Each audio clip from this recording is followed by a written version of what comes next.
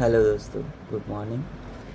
आज मैं बात करूंगा आपसे उत्तर प्रदेश में एक्सप्रेसवेज जो सरकार बना रही है, लंबी चौड़ी सड़कें जो बना रही है, उससे हमें फ़ायदा और नुकसान क्या होगा। तो जितने भी सरकारी गवर्नमेंट स्कीम्स है उसका हमारे ऊपर प्रत्यक्ष रूप से क्या प्रभाव पड़ सकता है, इसके बारे में हमें जागरूक रहना चाहिए, जानते रहना चाहिए। और सरकार हमारे लिए भविष्य में क्या कर सकती है ताकि उस हिसाब से हम अपने आप को ढाल सके, अपनी स्ट्रेटजी बना सके, तो ज़्यादा बेहतरीन होगा।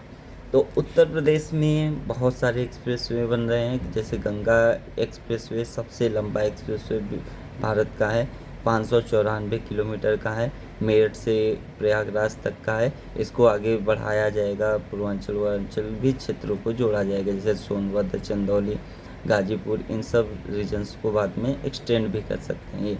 तो ये पूरा पश्चिम से लेकर पूर्वी यूपी को जोड़ता है। और एक बात ये भी है कि हम देखते हैं कि पश्चिमांचल क्षेत्र अपना डेवलपमेंट ज़्यादा हुआ है, पूर्वांचल क्षेत्र का कम हुआ है, इसीलिए पश्चिमी यूपी को पूर्वी यूपी से भी जोड़ना बहुत ज़रूरी है। Ganga expressway, Yamuna expressway, Purvanchal expressway, Bundelkhand expressway, Agra expressway, ये सब एक्सप्रेसवे हैं। और 300 किलोमीटर के आसपास ज़्यादातर एक्सप्रेसवे है, 300 किलोमीटर से लंबे हैं, कुछ 300 350 किलोमीटर के रेंज में है। 6 लेन से हैं एक्सप्रेसवे भाई, होते ही है।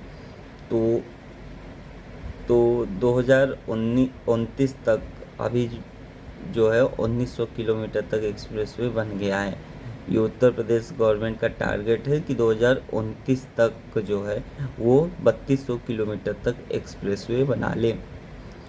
तो एक्सप्रेसवे का जब जाल बन जाएगा यूपी, तो लोगों उत्तर प्रदेश सरकार का कहना है कि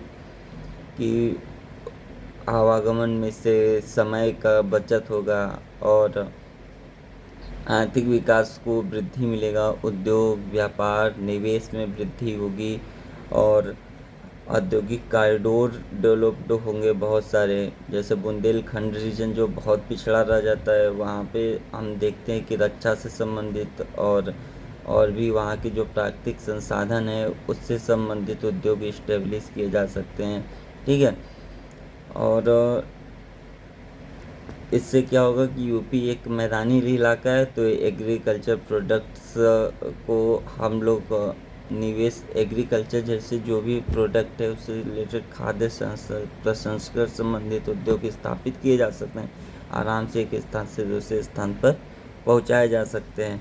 क्षेत्रीय असमानता में कमी होगी, रोजगार को बढ़ावा देगा।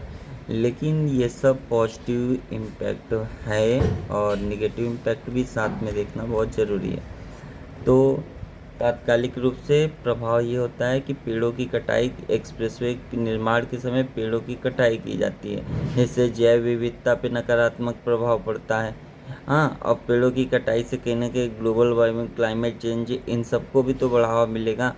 उन कितने किलोमीटर, 3200 किलोमीटर 6 लेन एक्सप्रेसवे बनाएंगे तो कितना पेड़ कटेगा, बहुत सारे पेड़ कटेंगे। और उत्तर प्रदेश जैसे क्षेत्र में आप 3200 किलोमीटर एक्सप्रेसवे बना रहे हैं, हर जगह एक्सप्रेसवे बना रहे हैं, तो कृषि योग्य उपजाऊ भूमि आप क्या कर रहे हैं, कृषि योग्य उपजाऊ भूमि का अधिग्रहण कर रहे हैं।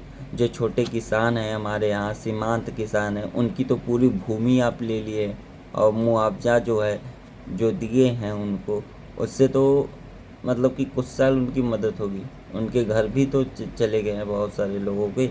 मुआवजा में भी आपका पहले मुआवजा ठीक मिलता था, लेकिन अब बहुत कम मिलता है, ग्रामीण क्षेत्रों में मुआवजा बहुत कम मिलता है। तो ये उनके अधिग्रहण से कृषि योग्य भूमि का कम होना, छोटे किसानों की घर और ज़मीन सब खत्म हो गया है। ठीक है। और उनकी मानसिक स्थिति पे तो प्रभाव पड़ेगा, उनकी पूरा भविष्य खत्म हो जाता है ना। तो सरकार इनके लिए सोचना चाहिए, प्रयास करना चाहिए कि क्या, कहाँ इनको रोजगार कैसे सेटल किया जाए। और अनियोजित शहरी विस्तार, अनियोजित तो अगर एक्सप्रेसवे बनते हैं तो शहरों का बहुत तेज़ी से विस्तार होगा। लेकिन वो अनियोजित तरीके से डेवलप विस्तार हो रहा है। जैसे लखनऊ के बाहर इतनी तेज़ी से विस्तार होना, प्रयागराज के सीमांत क्षेत्रों में विस्तार होना, तो इससे क्या होता है कि अनियोजित शहरी विस्तार कहीं ना कहीं बहुत सारी समस्याओं को पैदा कर देती है शहरी क्षेत्र में, प्रशासन में, और प्रॉब्लम्स आ जाती हैं। और और ये भी जो है उपजाऊ भूमि का तो अधिग्रहण कर ही रहे हैं, कंक्रीट क्षेत्र का विस्तार कर रहे हैं, जिससे कि बाद में ग्लोबल वार्मिंग जैसे इश्यूज और बढ़ सकते हैं।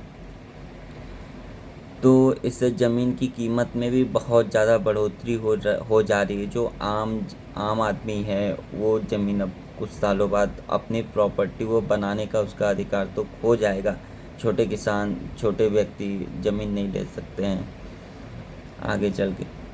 तो और ये देखते हैं कि जो बड़े बड़े एक्सप्रेसवे हैं उसके आसपास, जैसे कि होटल का निर्माण, रेस्टोरेंट हो गया, या कोई फैशन फैक्ट्री हो गई, तो ये बड़े बड़े पूंजीपति तो ही लगाते हैं, तो फ़ायदा बहुत ज़्यादा प्रॉफिट वो रखते हैं। और जो हमारे यहाँ जो लोग हैं उनको तो कौशल दिया ही नहीं गया है। हाँ, कौशल नहीं दिया गया है, उनको एक मज़दूर की तरह यूज किया जाता है। तो एक्सप्रेसवे निर्माण के साथ साथ जैसे कि और भी चीज़ों पे हमें काम करना चाहिए, ताकि जो यहाँ का छोटा मध्यम और मिडिल क्लास का व्यक्ति है वो इसका फ़ायदा उठा सके। ठीक है, ना कि उसको एक मजदूर या निम्न स्तर की मजदूरी ही दी जाए।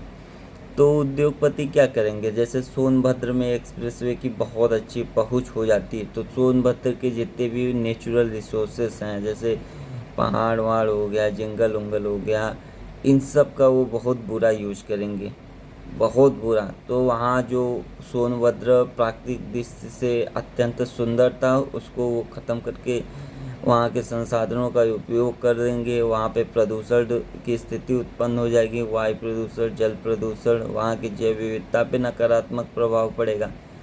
तो और वो तत्कालिक पूंजी लाभ पे ही बल देते हैं उद्योगपति, उनको नेचुरल रिसोर्सेज से नेचुरल से मतलब ही नहीं। तो वहाँ के लोगों में एक हम देखते हैं स्वास्थ्य संबंधी समस्याएं उत्पन्न हो जाएंगी कुछ दिन बाद, और उनकी जीवन जो होता है जीवन स्तर में कमी होगी, और कुछ साल बाद वो कम से कम मतलब कि जो 80 साल तक जीते थे नेचर के कारण वो कम हो जाएगा, 60 हो जाएगा, 65 हो जाएगा, ऐसे।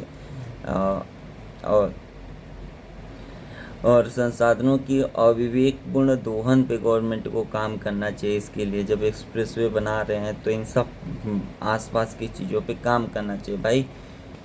उसके लिए नीतियाँ बनानी चाहिए, वहाँ के पब्लिक से सहमति होनी चाहिए। ग्राम प्रधान हो गया, जिला का जो प्रत्यक्ष रूप से चुना जाता है जो लोग हैं उनसे।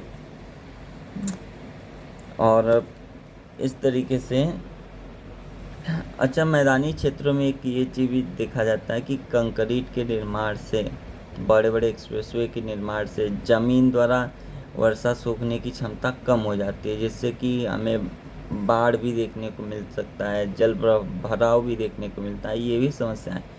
तो बात यह है कि एक्सप्रेसवे हमारे देश, हमारे राज्य की जान है, लेकिन हमें भविष्य को ध्यान में रखते हुए, स्थानीय लोगों की ज़रूरतों को ध्यान में रखते हुए एक्सप्रेसवे का निर्माण करना चाहिए। अब हमारा जो फ्यूचर है, जैसे कि चाइना में बुलेट ट्रेन चल रहा है, बहुत ज़्यादा एयर मतलब कि जो परिवहन के अन्य मॉडल हैं उसका डेवलपमेंट भी करना चाहिए, जैसे कि जल परिवहन बनाना चाहिए भारत सरकार को। ट्रेन की व्यवस्था से जो है माल की आवागमन की व्यवस्था बेहतर करनी चाहिए।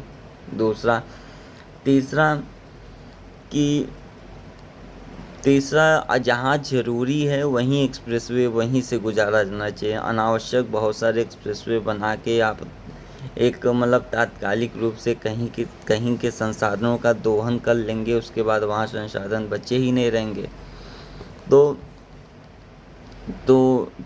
उसके कुछ सालों बाद आप एक्सप्रेसवे का क्या यूज करेंगे, हमें ये एक्सप्लेनेशन देनी चाहिए गवर्नमेंट को। और लोगों को कौशल देना चाहिए। तो मल्टीपल तरीके से परिवहन के साधनों का डेवलपमेंट और भविष्य को ध्यान में रखते